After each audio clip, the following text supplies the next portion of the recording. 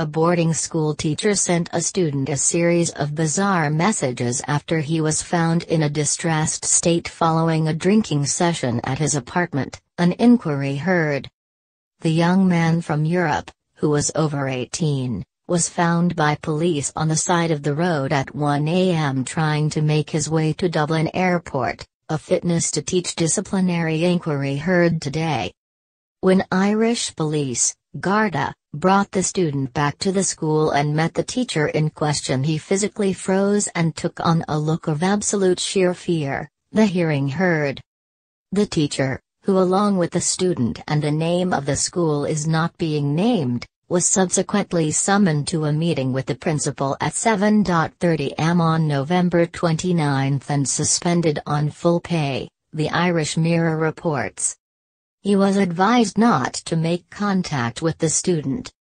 However, details of WhatsApp messages revealed he'd contacted the student a number of times the previous night and throughout the day. One message the teacher sent the student read, "It was really nice tonight before I FD up." The teacher asked the student via WhatsApp what he'd told police, and the student responded that he said they had got drunk and had a fight. The WhatsApp conversation between the two was intercepted by the student's father the following day around 4 p.m. and ended with a following message, "This is Student A's father. No more WhatsApp." The teacher, whose permanent accommodation was adjacent to the student's accommodation at the education center, was employed by the school in an additional supervisory role.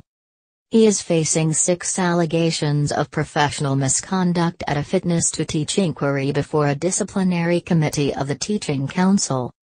The allegations include allowing the student to drink wine in his apartment and leaving the student alone in the apartment knowing the student was upset and alcohol was available. It is also alleged the teacher himself was in an unfit state to carry out his duties as he was under the influence of alcohol. However, the inquiry heard he was off duty on the night in question. The inquiry heard that police picked up the young student on a public motorway attempting to stop traffic shortly before 1 a.m. on November 29, 2016. There was a smell of alcohol on him, but I wouldn't have classed him as being drunk, the police said. Police then took him back to the school where they met the teacher he had been drinking with. Asked how the student reacted when the teacher tried to speak to him, the police said, "He physically froze and took on a look of absolute sheer fear." The inquiry heard details of a written statement from the teacher in question who said he'd had trouble motivating the student who seemed to have lost interest in his studies. The teacher said the student was under pressure from his parents to achieve high results.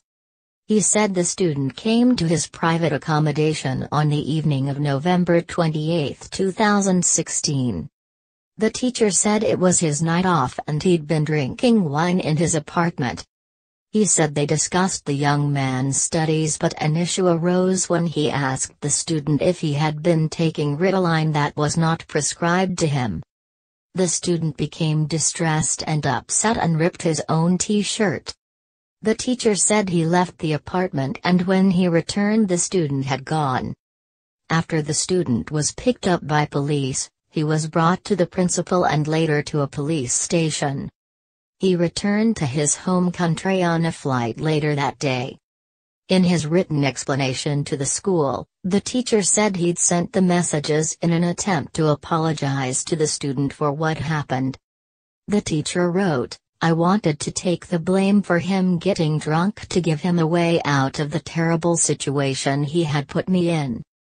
Giving evidence at the inquiry, the principal said it would be very unusual for a student to be drinking alone with a teacher at the teacher's home. "You would never drink on your own with a student. Because you leave yourself open to all sorts of accusations. If a student told me they were drinking alone with a member of staff, I would be furious," the principal said. The inquiry, which is only the second ever in the history of the state, continues next week when it will hear evidence from teachers at the school.